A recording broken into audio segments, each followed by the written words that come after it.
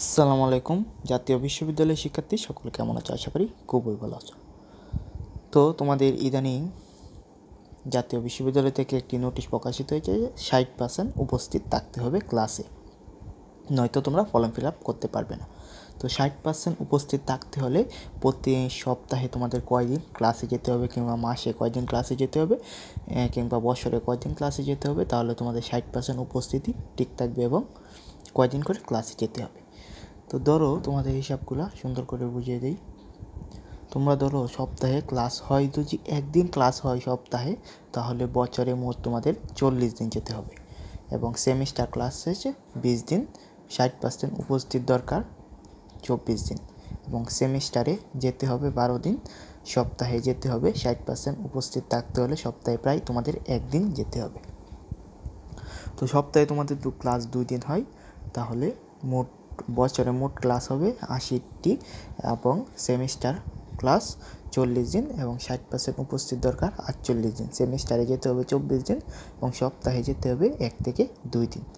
তো সপ্তাহে 3 দিন ক্লাস হলে 120 বছরে, এবং সেমিস্টার 60, এবং 60% উপস্থিত 72।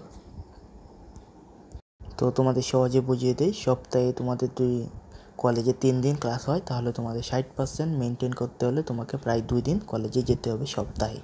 তো তোমাদের কলেজে ক্লাস হয় 4টা প্রতিদিন, সপ্তাহে 4 দিন ক্লাস হয়, তাহলে তোমাকে 60% মেনটেন করার জন্য প্রায় 3 দিন তোমাকে ক্লাস করতে হবে।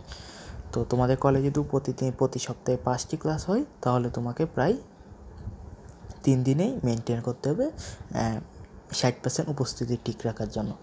যদি ধরো তোমাদের কলেজে প্রতি সপ্তাহে 6 দিনে ক্লাস হয়, তাহলে তোমাকে প্রায় 4 দিনেই, প্রতি সপ্তাহে প্রায় 4 দিনেই যেতে হবে, নয়তো 60% মেনটেন করতে পারবে না।